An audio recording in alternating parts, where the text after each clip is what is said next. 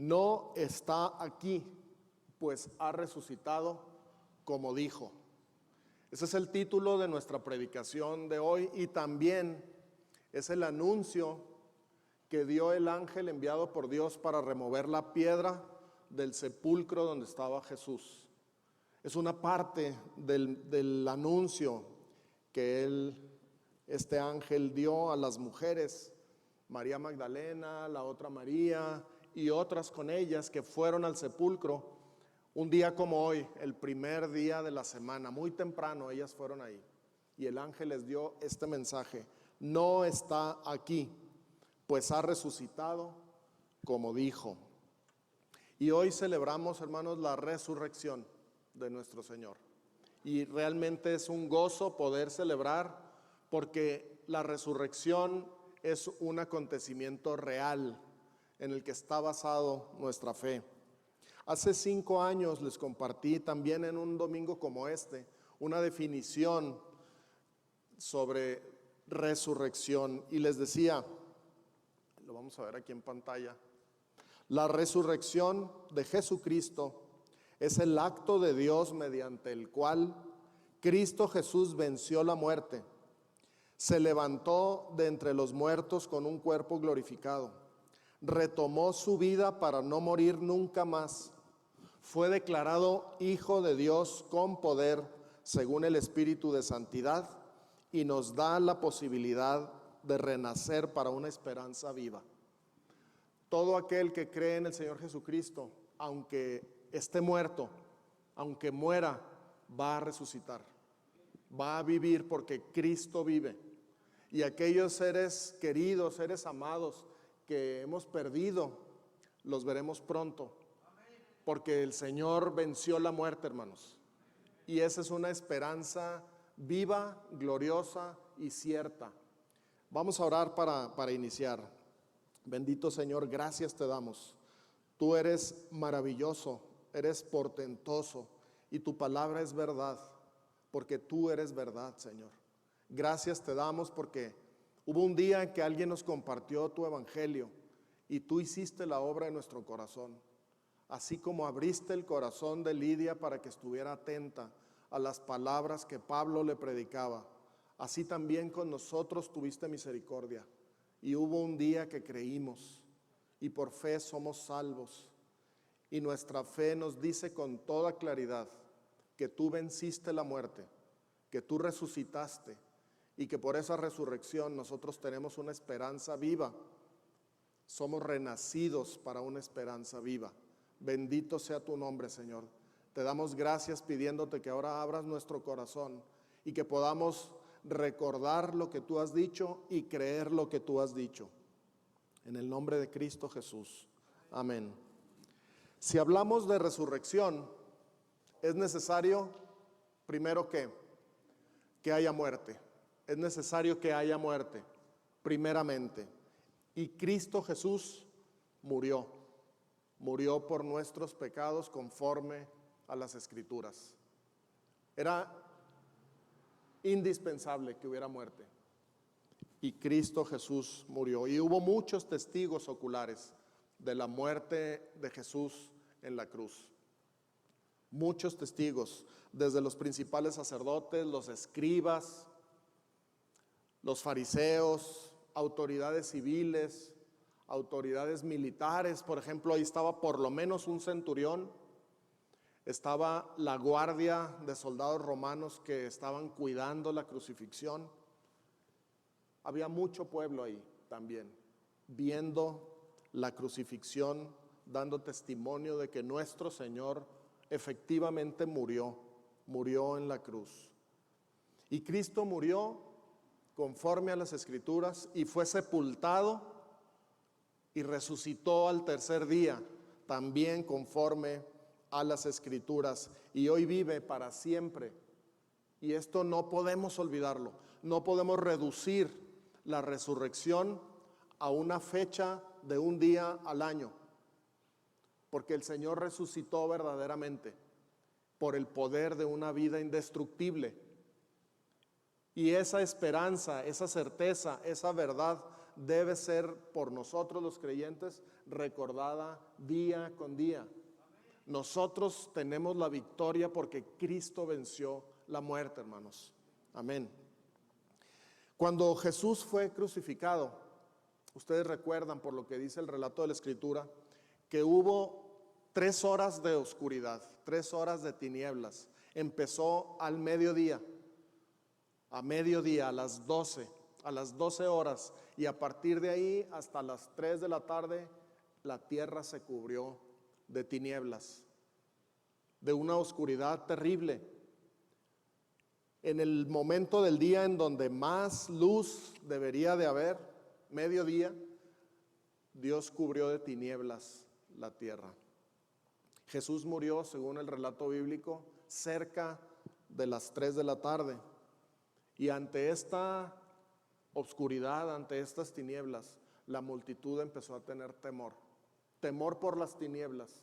Temor también por el espectáculo de 3 hombres crucificados, con su dolor, con su agonía, con sus gritos. Temor por el gran clamor del Señor Jesucristo cuando entregó su espíritu. Ustedes recuerdan que dice la Escritura que Él clamó a gran voz 2 veces. La primera de ellas diciendo: Padre mío, ¿por qué me has desamparado? Elí, Elí, lama sabactani, dijo Él. Un clamor tremendo en medio de la oscuridad. Y el segundo clamor a gran voz, dice la Escritura que es cuando Él entregó su espíritu. Porque el Señor entregó su vida, hermanos. Nadie se la quitó. Él entregó su vida voluntariamente por ti y por mí. Luego, después de que Él entregó su espíritu, acontecieron cosas terribles en ese momento.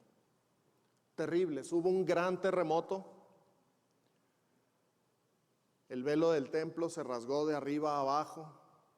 Las piedras, las rocas del monte de la calavera o el Gólgota, donde fue crucificado, se quebraron. Imagínense la escena, el estruendo, el terremoto. Y por si fuera poco, muchos sepulcros se abrieron. Y dice la Escritura que hombres y mujeres temerosos de Dios, hombres santos, se levantaron y salieron del sepulcro. Y después de que el Señor Jesucristo resucitó, estos personajes, estas personas se presentaron en la ciudad, en Jerusalén. Tremendo. Ha de haber sido una situación terrible, tan escalofriante era, que aún el centurión y sus soldados, dice la Escritura, que se llenaron de espanto. Estamos hablando de las personas más duras que pueden haber existido. Bueno, pues el centurión y sus soldados se espantaron ante todo esto que pasaba. Y pareciera que estaba ocurriendo todo esto en respuesta a la muerte del Señor. Más tarde, un discípulo del Señor Jesús, José de la ciudad de Arimatea, para que el cuerpo no quedara ahí en la cruz, pidió el cuerpo a Pilato. José de Arimatea tenía su propio sepulcro, un sepulcro nuevo, labrado en la peña. Nadie había sido puesto ahí. Él pidió el cuerpo. Él era influyente, era miembro del concilio y también era discípulo de Jesús. Era un hombre rico y pudo llegar ante Pilato, pidió el cuerpo de Jesús, se lo concedieron y él fue y le dio sepultura a nuestro Señor. Y dice la Escritura que una vez que lo puso dentro del sepulcro, que no es como lo que nosotros conocemos hoy, no es que te enterraban 2 metros bajo tierra, normalmente eran unas excavaciones en la roca, y más en el caso de José de Arimatea, que era un hombre rico, tenía este espacio. En la clínica anterior en Israel visitamos una de estas sepulturas, algo bastante significativo de lo que dice la Escritura. José de Arimatea lo sepultó, hizo rodar una gran piedra y el sepulcro quedó cerrado. Y ahí estaba el cuerpo del Señor, muerto y sepultado. Y ahí podría haber terminado la historia, hermanos. Ahí podría haber terminado todo y tú y yo no estaríamos hoy aquí. Andaríamos en cualquier otro lado. Pero no quedó así. No quedó el cuerpo muerto y sepultado. Vamos a ver cómo narra la Escritura el momento de la resurrección. Dice en Mateo 28, del versículo 1 al 6, la primera parte. Pasado el día de reposo, al amanecer del primer día de la semana, vinieron María Magdalena y la otra María a ver el sepulcro. Y hubo un gran terremoto porque un ángel del Señor, descendiendo del cielo y llegando, removió la piedra y se sentó sobre ella. Su aspecto era como un relámpago y su vestido blanco como la nieve. Y de miedo de él, los guardas temblaron y se quedaron como muertos. Mas el ángel, respondiendo, dijo a las mujeres: no temáis vosotras, porque yo sé que buscáis a Jesús, el que fue crucificado. No está aquí, pues ha resucitado, como dijo. Esta última frase para mí es una joya, una verdadera joya. Una expresión muy corta, con 3 cláusulas, muy breve, muy concisa. Y me puedo imaginar la satisfacción del ángel dando este anuncio. Me puedo imaginar hasta una sonrisa en ese aspecto de relámpago diciendo: no está aquí, pues ha resucitado, como dijo. Tremendo. No hay desperdicio en este mensaje, hermano. Ve lo sencillo del mensaje. 3 cláusulas. No está aquí, pues ha resucitado, como dijo. Un anuncio tan corto, tan breve, tan poderoso para anunciar el milagro más asombroso de toda la historia: la resurrección de nuestro Señor Jesucristo. Este mensaje puedo entender aquí yo 3 verdades en esta oración. Aquí tenemos el mensaje, ¿no? No está aquí, pues ha resucitado, como dijo. Y en este mensaje están implícitas estas 3 verdades. Una, el Señor ya no estaba en el sepulcro. A eso se refería el ángel. 2, el Señor había retomado su vida, se había levantado de los muertos para no morir nunca más. Por eso dice, pues ha resucitado. Y 3, el Señor había anunciado una y otra vez que resucitaría de entre los muertos. Tremendo, ¿no? Qué tremendo. Y podemos nosotros confiar en este anuncio del ángel todavía hoy, casi 2000 años después, porque es la pura verdad. No está aquí, pues ha resucitado, como dijo. Y vamos a revisar un poquito las tres cláusulas. La primera, no está aquí. El ángel le dice esto a María Magdalena y a la otra mujer que había ido con ella a visitar el sepulcro de Jesús. Y no es que se hubieran equivocado de tumba, hermanos. Estaban en el sepulcro correcto. Ahí había sido puesto el cuerpo del Señor. De hecho, dice la Escritura que ellas habían visto dónde pusieron el cuerpo. No se habían equivocado. Pero el ángel les dice, no está aquí. No está aquí. Ya no estaba ahí el cuerpo. Y por el relato que leímos, déjenme regresar un poquito. Ustedes pueden ver cuando dice, hubo un gran terremoto. Este es el segundo terremoto. El primero fue cuando el Señor fue crucificado. Y ahora que ya resucitó, hay otro terremoto. Y dice ahí, porque un ángel del Señor, fíjense la forma en que está escrito, descendiendo del cielo y llegando, removió la piedra y se sentó sobre ella. Vean ese detalle. ¿Quién le dijo a Mateo que el ángel descendía del cielo, llegaba al sepulcro, removía la piedra y se sentaba sobre ella? ¿Quién le dijo eso a Mateo? Seguramente las mismas mujeres. No creo que los guardias, no pienso que los guardias, aunque puede ser, porque ambos grupos vieron esto. Los guardias se espantaron ante la visión, las mujeres también, pero el ángel les dice a ellas: ustedes no teman, dejen que estos se asusten, pero ustedes no teman, porque yo sé que vinieron a buscar a Jesús, pero no está aquí, pues ha resucitado como dijo. Regresamos entonces, no está aquí. Esa es la primera verdad. Y el ángel se lo dijo a María Magdalena. Y por cierto, si ustedes lo han notado, en ninguno de los evangelios dice que cuando el ángel removió la piedra, salió Jesús del sepulcro. ¿Verdad que no dice? No dice. El Señor ya no estaba ahí. Los guardias vieron todo. Los guardias vieron al ángel descendiendo del cielo, llegando, removiendo la piedra, se quedaron como muertos. Se quedaron como muertos. Ellos nunca vieron al Señor Jesús salir, porque el Señor no estaba ahí. El ángel removió la piedra, pero no la removió para que saliera Jesús. Jesús no necesita que nadie le haga un favor como ese. Él no necesitaba que le quitaran la piedra. Él podía salir, como podía entrar a otros lugares. Yo creo que el ángel removió la piedra no para que saliera Jesús, sino para que los discípulos y cualquier otra persona que quisiera pudiera entrar al sepulcro y ver la evidencia de una tumba vacía. No está aquí. El ángel no se apuró a abrir: sal, Señor, porque ya no. El Señor ya había salido, ya estaba en otro lugar. Él abrió ante los ojos de los guardias y de las mujeres para dar testimonio que ya no estaba ahí el Señor.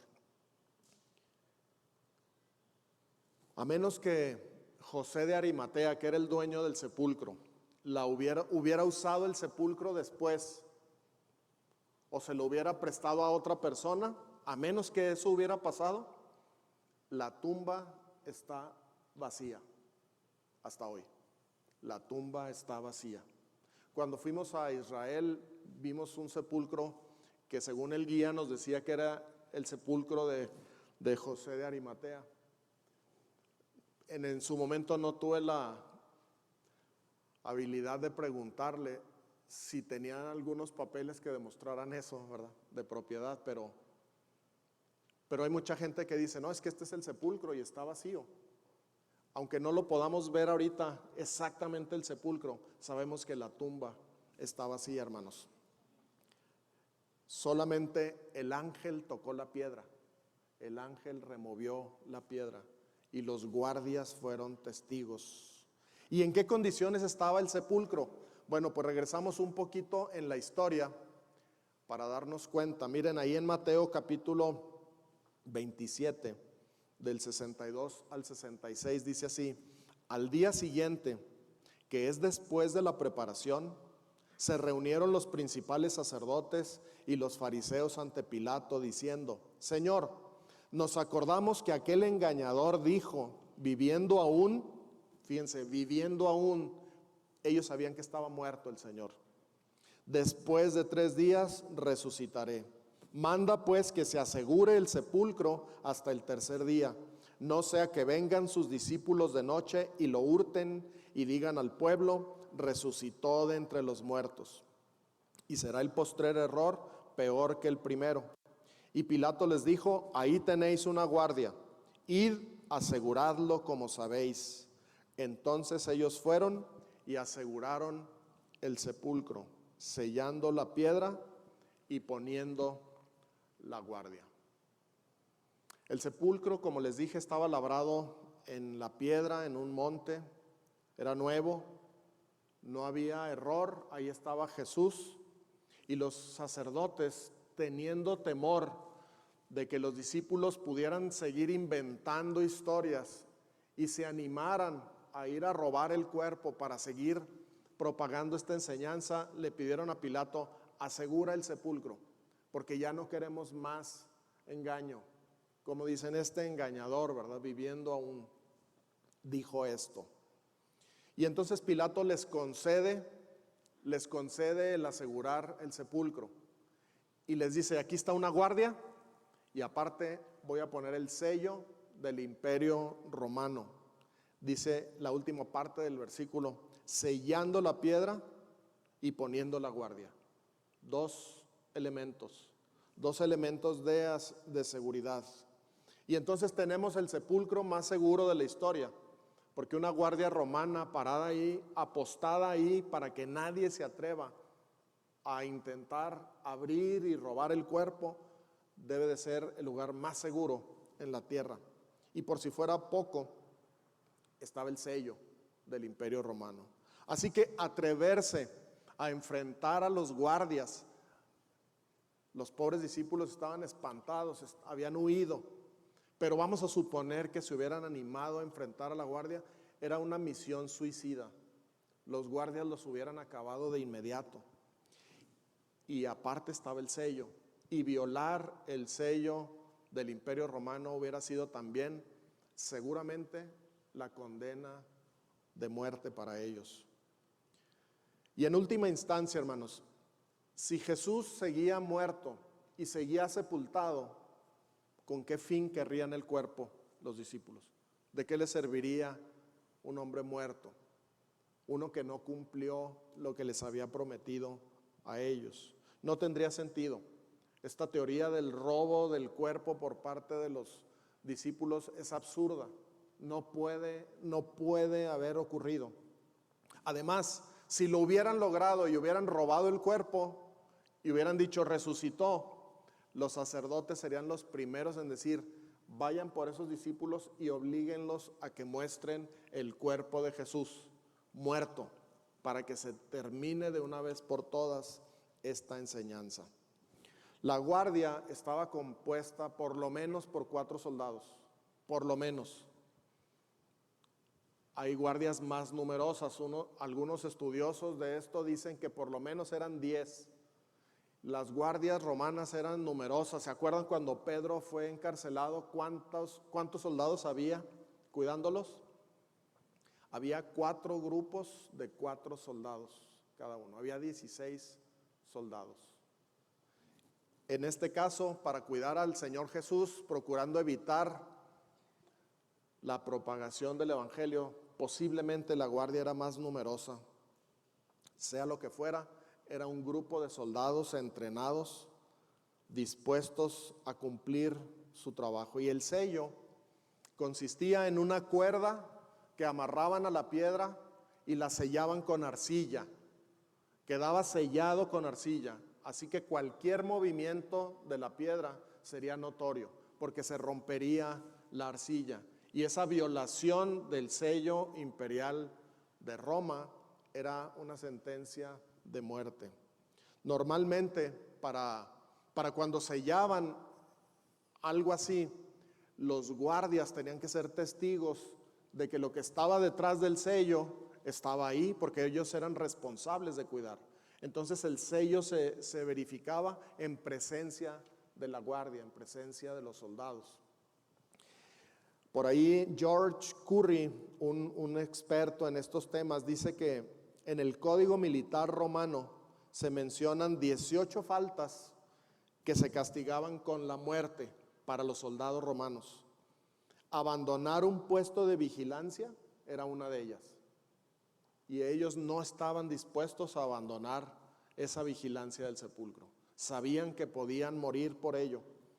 Estamos hablando de soldados romanos, hermanos, entrenados con la disciplina del ejército más poderoso del mundo, que precisamente basaba su éxito y sus conquistas en esa disciplina, en esa observancia del deber. Era imposible que los discípulos se enfrentaran con esa guardia. Y entonces tenemos un sepulcro perfectamente sellado, con el cuerpo de Jesús muerto adentro, con el sello imperial y con la guardia romana apostada afuera. Y los sacerdotes dijeron, por lo menos que estén ahí 3 días, para que no haya duda, porque él dijo que en 3 días iba a resucitar. Y entonces, ¿qué pasó, hermanos? A pesar de todas las medidas tomadas, el Señor Jesús, dijo el ángel, no está aquí. a pesar de todo lo que los sacerdotes hicieron. Y es más, hoy en día tú y yo podemos dar gracias a esos sacerdotes porque se les ocurrió asegurar de tal manera el sepulcro, porque es todavía más a favor de la evidencia de la realidad de la resurrección de nuestro Señor. Si hubiera sido un sepulcro cualquiera, abandonado en el monte, bien podría haberse inventado una historia como esta de la resurrección. Pero ese sepulcro era el lugar más seguro en todo Israel, en todo el mundo en ese momento. Y el ángel dijo, no está aquí. ¿Qué pasó? Bueno, la segunda verdad del anuncio del ángel dice, pues ha resucitado. Eso fue lo que pasó. Por eso no estaba ahí el Señor, porque había resucitado. Y otra vez, yo no sé tú, pero cuando leo ese pasaje, me imagino una sonrisa en la cara del ángel, diciendo, no está aquí, pues ha resucitado, como dijo. No me lo imagino dando un anuncio así formal como un militar. Estaba dando una noticia sumamente gozosa para nosotros. Sumamente gozosa. El Señor venció la muerte. Y Él así lo había dicho. Lo había prometido una y otra vez y lo cumplió. Por eso no está aquí. Por eso no está aquí, porque ha resucitado. La resurrección de Jesús, como sabemos, es la piedra angular de nuestra fe. Si Cristo no resucitó, dice el apóstol Pablo en la carta a los Corintios, si Cristo no resucitó, nuestra fe es vana. Nuestra predicación es vana. Y aún estamos en nuestros pecados. Seríamos los hombres más dignos de conmiseración de todos los hombres, creyendo una mentira tan terrible, creyendo en un hombre muerto que había asegurado resucitar. Si Cristo no resucitó, nuestra fe es vana, pero Cristo sí resucitó. Por eso el sepulcro está vacío y la Biblia no deja lugar a dudas. Hay muchas evidencias en la Escritura, abundan las referencias sobre la resurrección en los evangelios, en los testimonios y predicaciones de los apóstoles a través de todo el libro de los Hechos, en las cartas de Pablo, en las cartas de Pedro, de Santiago, de Judas, en la carta a los Hebreos. Abunda la evidencia de la resurrección. Josh McDowell, en su libro Nueva Evidencia que demanda un veredicto, él se puso a investigar a fondo este asunto, porque en el principio él quería demostrar que todo esto era una mentira, pero cuando revisó la evidencia de manera honesta, de manera profesional, no tuvo otro remedio más que creer lo que Dios dice. Y miren, él cita a un historiador de nombre Philip Schaff, que presenta esta conclusión: la resurrección de Cristo, por lo tanto, es categóricamente una prueba sobre la cual depende la verdad o falsedad de la religión cristiana. Es el milagro más grande o el engaño más grande que registra la historia. Ahí mismo en este libro, William John Sparrow Simpson dice lo siguiente: si la resurrección no es un hecho histórico, entonces el poder de la muerte permanece inquebrantable y con ello el efecto del pecado, y la importancia de la muerte de Cristo queda sin certificación. Y de acuerdo con ello, los creyentes están aún en sus pecados, precisamente donde estaban antes de que oyeran el nombre de Jesús. Qué tremendo. Yo quise compartirles a ustedes estas citas porque creo que es de utilidad, hermanos. Creo que es de utilidad para nuestra fe. El saber que hay gente que ha dedicado gran parte de su vida a investigar la veracidad de la Escritura, a investigar la veracidad de la resurrección. Y hay volúmenes y volúmenes escritos sobre esto. Y nosotros haremos bien en creer lo que Dios dice. Un último testimonio que cita Josh McDowell es de William Lane. Dice así: Sin la creencia en la resurrección, la fe cristiana no podría haber llegado a existir. Los discípulos habrían quedado destruidos y derrotados, aunque hubieran continuado recordando a Jesús como su amado Maestro. La crucifixión de Él habría silenciado para siempre cualquier esperanza de que fuera el Mesías. La cruz habría permanecido como el triste y vergonzoso fin de su carrera. Por lo tanto, el origen del cristianismo depende de la creencia de los primeros discípulos en que Dios había resucitado a Jesús de entre los muertos. Ojalá que todos ustedes, y este es un mero anuncio, ojalá que todos ustedes un día tuvieran este libro, Nueva Evidencia que demanda un veredicto, de George McDowell.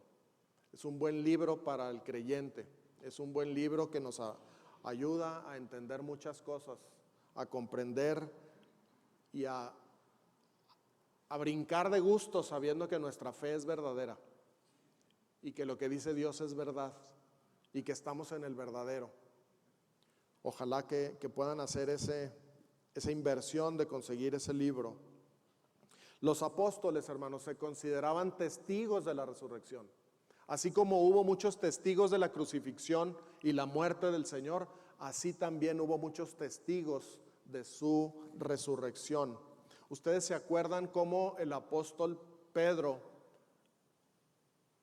dijo cuando tenían que conseguir a un sustituto de Judas.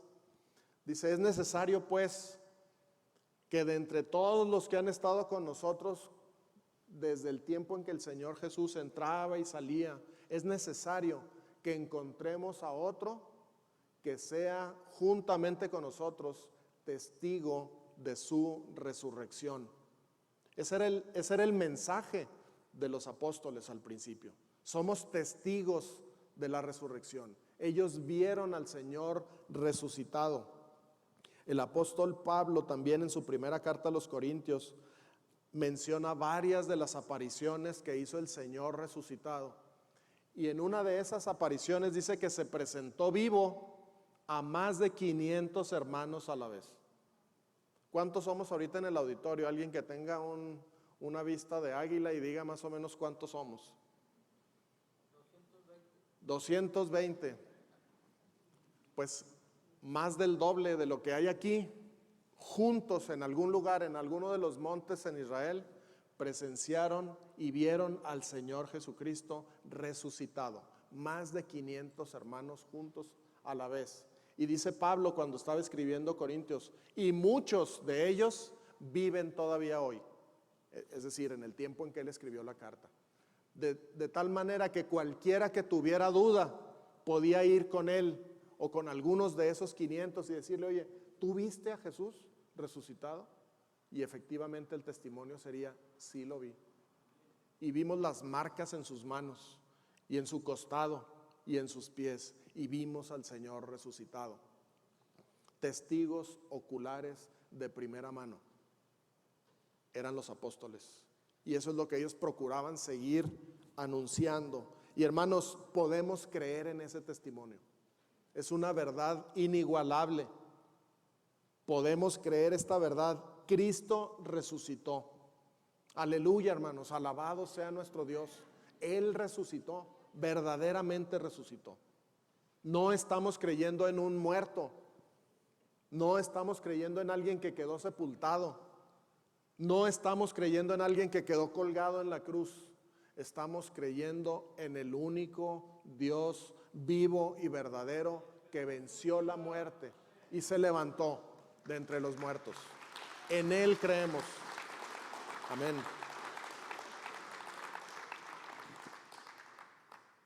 Tres verdades, tres cláusulas. No está aquí, pues ha resucitado, como dijo. Esa frasecita tremenda, como dijo. ¿Qué significa? Así como lo dijo el Señor. Y lo podríamos leer al revés. Así como dijo que iba a resucitar, resucitó y por lo tanto no está aquí. Qué tremendo. El Señor cumple su palabra hasta el más mínimo detalle. Vamos a ir cerrando esta predicación y vamos a ver la tercera cláusula, como dijo. Porque el Señor predijo su muerte y su resurrección en varias ocasiones. Miren una de ellas ahí en Mateo también, capítulo 20, versículos 18 y 19. He aquí, hablando el Señor Jesús, he aquí, subimos a Jerusalén, y el Hijo del Hombre será entregado a los principales sacerdotes y a los escribas, y le condenarán a muerte, y le entregarán a los gentiles para que le escarnezcan, le azoten y le crucifiquen. Ojo, dice, mas al tercer día resucitará. El Señor empezó, en un momento de su ministerio, empezó a anunciar esto. Sí, voy a morir. Sí, me van a escarnecer, me van a azotar. Voy a morir, sí, pero voy a resucitar al tercer día. Los apóstoles no entendían al principio. Mi esposa me comentaba que hace años, cuando ella apenas era una jovencita creyente también, pues la resurrección a veces no se captaba. ¿Qué significa eso? ¿Cómo es el alcance de la resurrección? Sí creemos en ella, pero bueno, pues es algo que creemos. Pero podemos ver por el anuncio del ángel, podemos ver por el testimonio de Jesús que era algo totalmente planificado por Dios y tuvo su cumplimiento fiel. También Juan, en el capítulo 2, el Evangelio de Juan, capítulo 2, del 18 al 22, dice: y los judíos respondieron y le dijeron: ¿qué señal nos muestras ya que haces esto? Le están preguntando esto después de que el Señor hizo un azote con cuerdas y corrió a todos los vendedores del templo. Porque esta cosa que estás haciendo, que nos estás corriendo a todos, ¿qué señal nos das para tener esa autoridad?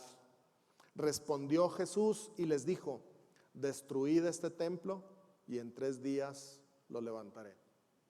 La señal que él dio fue su resurrección.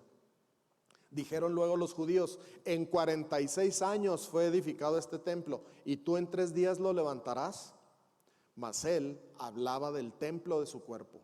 Por tanto, cuando resucitó de entre los muertos, sus discípulos se acordaron que había dicho esto y creyeron la escritura y la palabra que Jesús había dicho.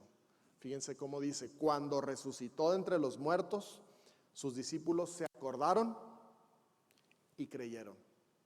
Yo quiero invitar a cada uno de nosotros a esto mismo: recordar lo que Dios dice y creer lo que Dios dice.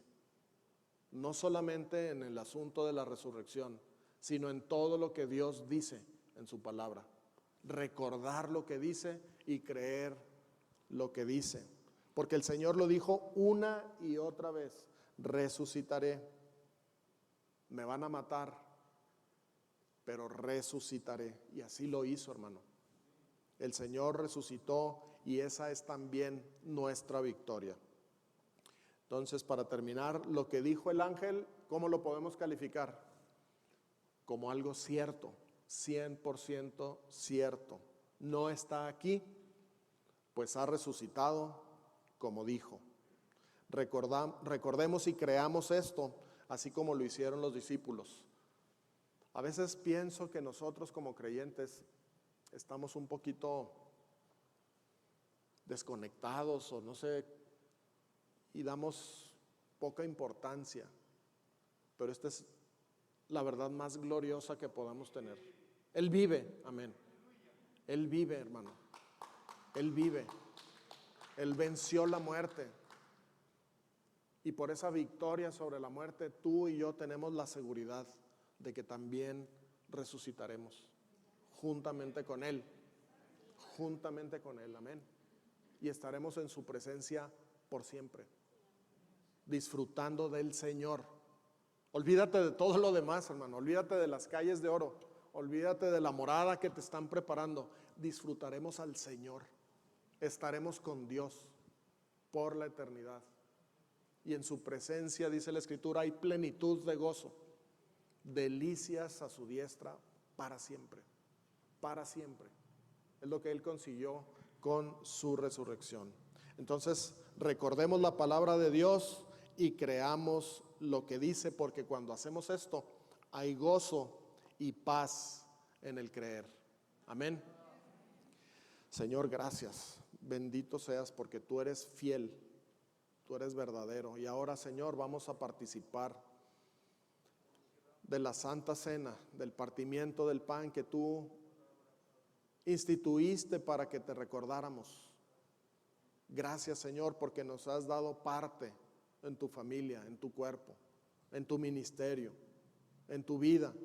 Gracias, Señor, porque no éramos nadie, no éramos nada y tú tuviste misericordia de nosotros. Te damos muchas gracias en Cristo Jesús. Amén.